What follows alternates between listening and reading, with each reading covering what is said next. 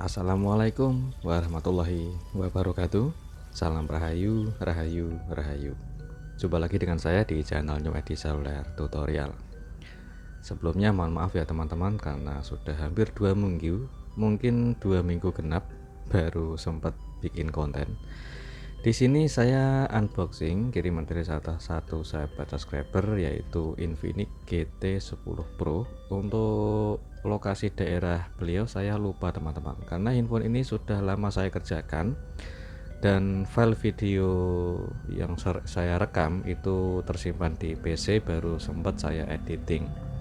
Jadi untuk handphone ini itu kerusakannya ada di bagian kaca touchscreen atau kaca LCD teman-teman, bisa disebut glass ya. Dan beliau juga sempat konsultasi sebelumnya untuk menanyakan kerusakan handphone ini, dan beliau tidak pengen mengganti LCD, dan beliau pengen untuk hanya mengganti kaca LCD-nya saja. Dan setelah saya unboxing, saya coba untuk koneksikan charger, ternyata baterainya habis. Dan setelah baterai mengisi, kita coba untuk menyalakan handphonenya. Ini tujuannya untuk pengecekan awal ya teman-teman. Jadi sebelum kita kerjakan, kita cek dulu apakah problemnya di bagian kaca touchscreen-nya saja atau ada problem lain. Oke, untuk handphone sudah menyala dan ada polanya, namun untuk di bagian fungsi dari LCD masih nyala dan juga fungsi touchscreen masih bisa disentuh dengan normal. Jadi beliau dimintai hanya untuk penggantian kaca touchscreen-nya saja. Di bagian bawah itu yang retak ya teman-teman, terlihat jelas untuk di bagian bawah itu retaknya cukup lumayan parah. Seperti itu kondisinya. Jadi untuk keretakan handphone, keretakan pada LCD yang retak cukup lumayan parah, memang ada risikonya ya teman-teman. Jadi sebelumnya saya konfirmasi sama beliau, jika pengerjaan ada kegagalan atau kecelakaan yang tidak sengaja bikin LCD itu cacat ataupun bahkan tidak menyala, ya harus mengganti LCD ya teman-teman, karena untuk penggantian kaca touchscreen itu sangatlah berisiko dan prosesnya sangat panjang. Jadi sebelum saya kerjakan atau sebelum ada pengiriman servis handphone, alangkah baiknya dikonfirmasi terlebih dahulu sebelum terlanjur untuk pengerjaan. Oke, setelah kita bongkar untuk infonya, kita lindungi dulu di bagian pelindung kaca lensa kamera. Tujuannya agar tidak kemasukan debu ataupun tidak kepegang jari saat kita proses pembongkaran. Tujuannya hanya untuk sebagai pelindung agar lensa kameranya tetap bersih dan hasil kameranya tetap jernih. Oke, untuk handphone ini kita harus pembongkaran secara total ya teman-teman.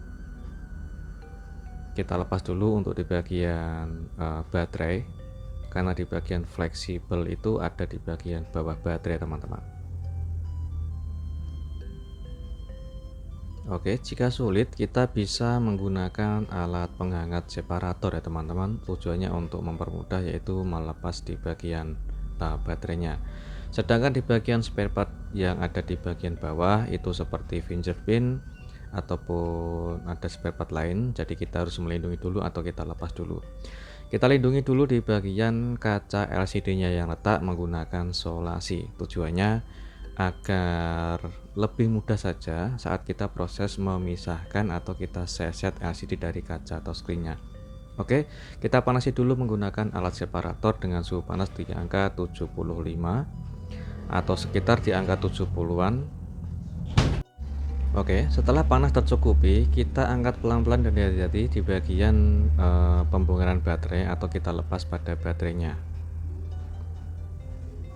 Oke, jika masih keras jangan dipaksa teman-teman. Kita bisa menggunakan alat bantu seperti cairan thinner, tujuannya untuk melemahkan lem yang ada di bagian bawah baterai. Kalau kita paksa secara keras, itu bisa menyebabkan nanti cacat pada LCD ataupun bahkan bisa merusak pada baterai. Oke, kita lepas untuk baterainya. Selanjutnya di bagian ini atau alas pada tatakan baterai kita harus lepas dulu, karena di bagian bawah alas baterai itu terdapat fleksibel. Oke, kita lepas saja dan kita bersihkan di bagian lem yang ada di bagian bawah baterai tadi. Kita lepas untuk fleksibelnya. Oke, itu adalah fleksibel LCD yang saya tarik untuk melepas pada bagian frame. Selanjutnya kita gunakan mika tipis yang lentur atau bekas dari mika tempered glass yang full, kita potong sesuai yang kita inginkan. Tujuannya untuk pembongkaran LCD dengan hati-hati, karena untuk proses dari penggantian kaca touchscreen itu yang sulit itu di bagian ini, yaitu di bagian awal pembongkaran LCD teman-teman. Bagaimana caranya? Kita berusaha untuk pembongkaran dengan hati-hati agar tidak merusak LCD, karena LCD yang ori bawaan ini sangat mahal karena menggunakan kualitas layar AMOLED.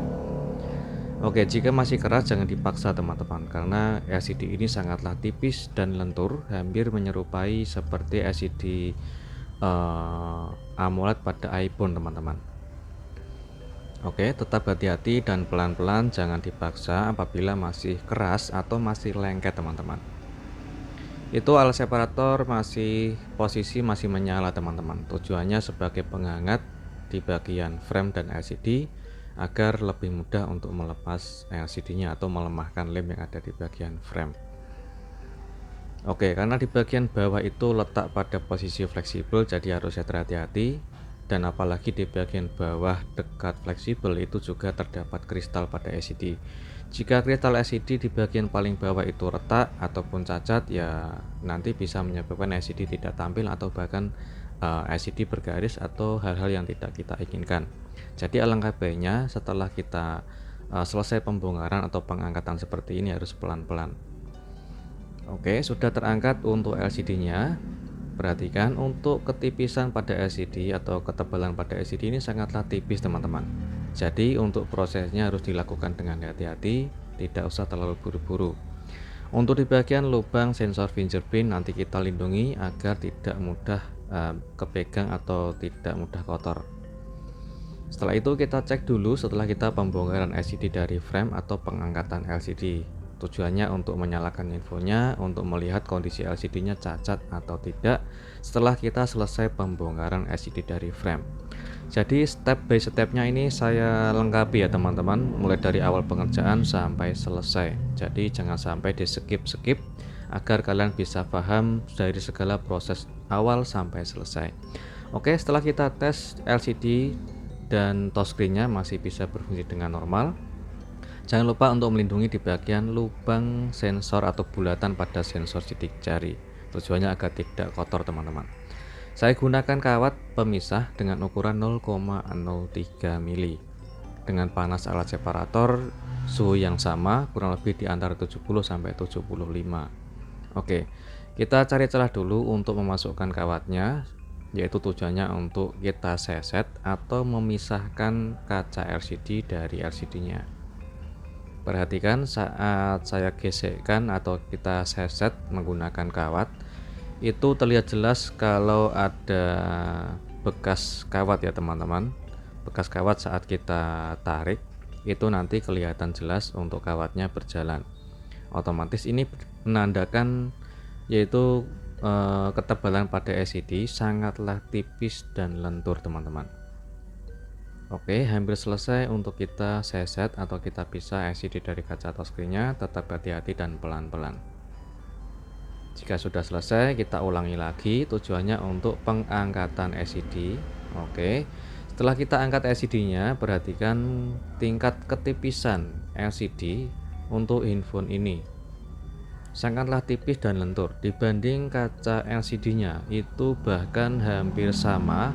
Mungkin bisa dibilang kalau diukur secara akurat itu lebih tipis LCD dibanding kaca touchscreen-nya, teman-teman. Perhatikan, karena posisi atau kualitas LCD ini berbahan elastis atau lentur, otomatis setelah kita pisah itu agak melengkung. Oke, untuk kita tes LCD dan fungsi touchscreen, alhamdulillah masih bisa disentuh dengan normal. Karena masih ada sisa lem yang ada di bagian LCD, sedangkan di bagian LCD ini sangatlah tipis, jadi harus hati-hati saat kita proses untuk membersihkan sisa lemnya.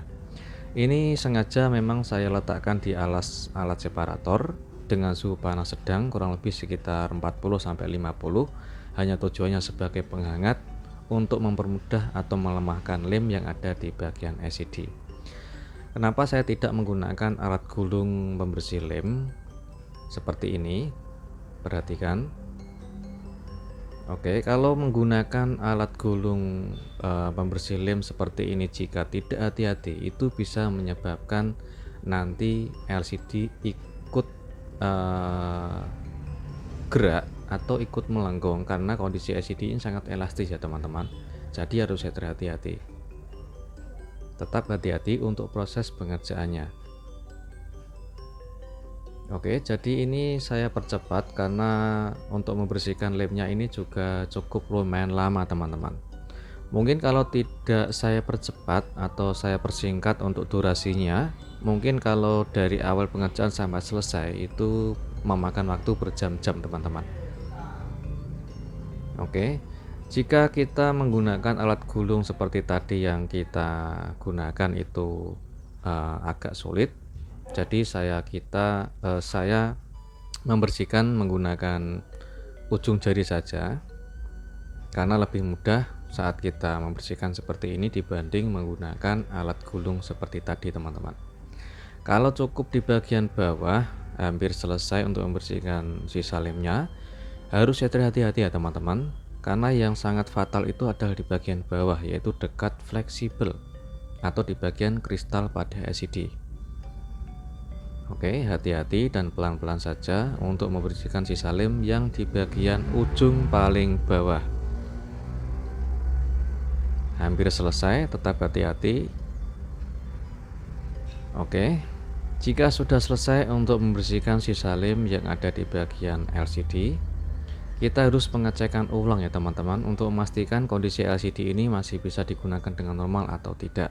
Karena LCD ini sangatlah tipis seperti ini, elastis, lentur, bisa kita gerak-gerakkan dibanding LCD yang AMOLED pada umumnya, yaitu AMOLED seperti yang berbahan keras atau berbahan kaca. Nanti jika kita tekuk atau kita lekukan itu nanti bisa pecah teman-teman. Kalau LCD kualitas ini berbeda karena berbahannya elastis dan jauh lebih tipis dibanding kaca LCD, bisa digerakkan jadi lentur, tidak mudah pecah, namun rawan sekali jika kita mengerjakan tidak hati-hati, bisa menyebabkan keluar tombol, garis, ataupun bahkan tidak tampil. Oke, setelah kita selesai untuk membersihkan sisa lem, kita lanjut untuk yaitu membersihkan kembali agar LCD itu bisa lebih bersih ketika kita proses pemasangan yaitu kaca touchscreen-nya. Dan jangan lupa untuk membersihkan terutama di bagian lubang kamera depan, tujuannya agar tidak kemasukan debu atau kotor teman-teman. Oke, kita bersihkan dulu menggunakan bensin atau Pertamax yang sering saya pakai. Untuk membersihkannya, yaitu cairannya kita kasih ke bagian tisu dulu, baru kita membersihkan layarnya teman-teman. Jadi jangan langsung cairan ke bagian layarnya. Dengan hati-hati untuk membersihkannya. Jika sudah selesai, kita cek jangan sampai ada debu atau kotoran yang ada di bagian layar LCD. Oke, setelah kita selesai membersihkan LCD-nya, kita bisa meletakkan LCD ke bagian frame. Ini tujuannya agar nanti proses pemasangan kaca LCD bisa presisi ya teman-teman. Oke, ini adalah kaca LCD-nya yang sudah termasuk lem OK, jadi tidak perlu kita menggunakan lem OK lembaran atau lem OK universal. Oke, kita pastikan LCD benar-benar bersih, jangan sampai ada debu. Jika sudah bersih, kita lanjut untuk melepas, yaitu di bagian lem OK yang terdapat di bagian kaca LCD-nya. Posisinya kita pasang bebas ya teman-teman. Kalau lebih aman dan bisa presisi, kita pasang dulu di bagian yang ada lubang kameranya. Tujuannya untuk mempresisikan pada lubang kamera depan agar tidak miring atau tidak menceng. Kita presisikan dulu dengan hati-hati hingga benar-benar presisi. Jika sudah nempel sedikit, tetap di bagian tangan posisi kiri itu memberikan jarak renggang seperti ini. Jadi tidak menempel secara otomatis. Tujuannya untuk menghindari gelembung udara yang ketinggalan di tengah LCD teman-teman. Karena setiap kali saya mengerjakan metode seperti ini menggunakan manual tanpa memakai alat paper remover. Oke, kita benar-benar berusaha untuk mempresisikan dulu. Jika sudah presisi, kita tekan secara halus secara manual seperti ini. Untuk posisi di bagian tangan kiri tetap memberikan jarak renggang, tujuannya agar tidak menempel secara otomatis, karena untuk metode ini secara manual yaitu dengan pakai metode kita pijit atau kita urut menggunakan ujung kuku jempol sambil kita tekan halus atau kita dorong pelan-pelan teman-teman. Seperti ini dengan posisi tetap memberikan jarak renggang, yaitu sambil kita dorong ke atas atau kita dorong dari kiri ke kanan, sampai begitu juga seterusnya teman-teman. Jika hampir selesai itu tetap memberikan jarak renggang, jangan cepat-cepat untuk kita lepas di bagian posisi tangan kiri teman-teman. Tujuannya agar tidak ada gelembung ataupun secara otomatis menempel yang menyebabkan gelembung udara ketinggalan di tengah LCD yang besar-besar. Oke, hampir selesai. Kita tetap pelan-pelan ya teman-teman, agar tujuannya tidak ada gelembung udara yang besar yang ketinggalan di tengah LCD. Hampir selesai, kita tekan halus karena di bagian bawah itu ujung pangkal LCD yang dekat kristal juga fleksibel. Jika sudah selesai, hasilnya seperti ini, tidak ada gelembung sama sekali. Atau juga kalian apabila masih ada gelembung, itu bisa kalian menggunakan lampu UV atau box lampu UV untuk menghilangkan gelembungnya. Oke, sudah selesai untuk penggantian kaca LCD di Infinix GT10 Pro ini. Tinggal saya membersihkan layarnya agar tidak terlihat kotor. Kita lanjut untuk pengecekan, atau kita bisa membersihkan dulu sisa lem yang ada di bagian frame teman-teman.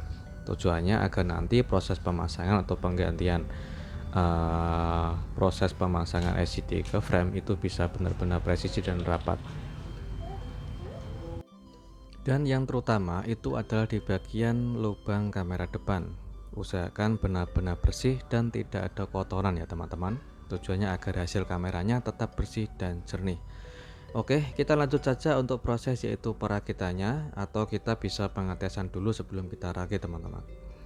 Untuk pengeliman atau pemasangan LCD, saya menggunakan metode yaitu 2 kali lem, yaitu menggunakan lem tipis atau sedikit saja di bagian frame, dan yang kedua di bagian LCD-nya atau di bagian samping LCD teman-teman.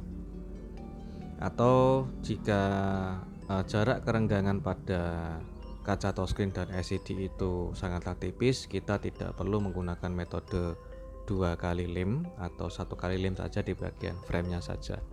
Oke, kita rapatkan kembali di bagian pemasangan LCD. Jika ada sisa lem yang kelihatan keluar di bagian frame, kita bersihkan dulu. Oke, setelah kita menunggu lemnya kering, sudah terpasang dengan presisi, dan kita lanjut untuk perakitan ulang teman-teman. Oke, kita rakit kembali untuk proses pemasangan mesin, LCD, dan juga spare part lainnya.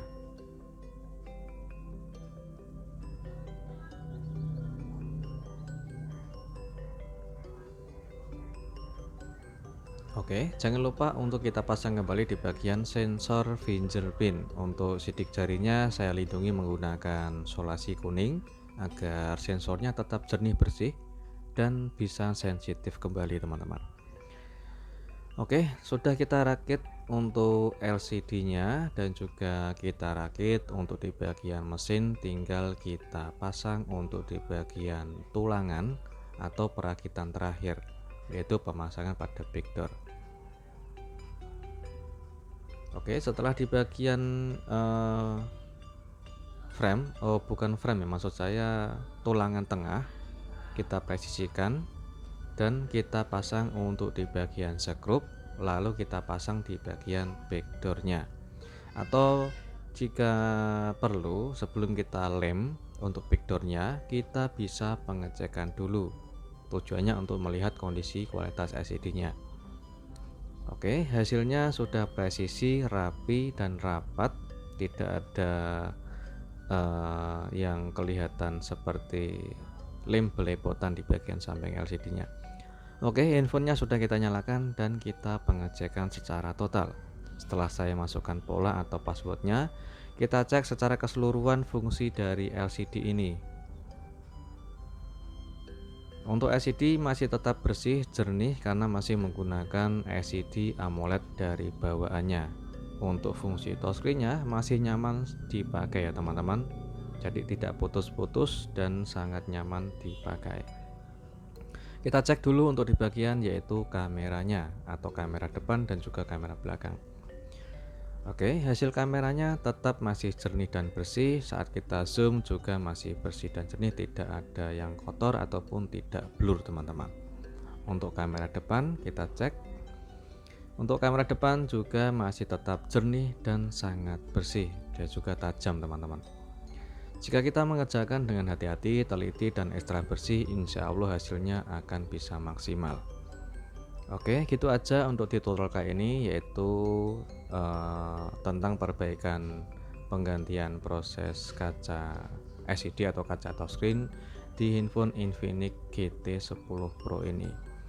Jika kalian ada yang menanyakan kenapa untuk WhatsApp jarang saya balas, karena sangat sibuk sekali dan jarang membuka HP, dan banyak chat WhatsApp atau antrian WhatsApp yang tidak saya buka atau saya abaikan. Saya mohon maaf karena saya hanya pengen fokus untuk antrian perbaikan yang belum kelar teman-teman. Jika kalian kepengen ada kebutuhan penting atau keperluan yang sangat penting atau mendesak, kalian bisa menelpon nomor saya langsung. Mungkin kalau tidak sibuk, saya insya Allah akan mengangkat teleponnya. Oke, jumpa lagi di tutorial berikutnya. Assalamualaikum warahmatullahi wabarakatuh.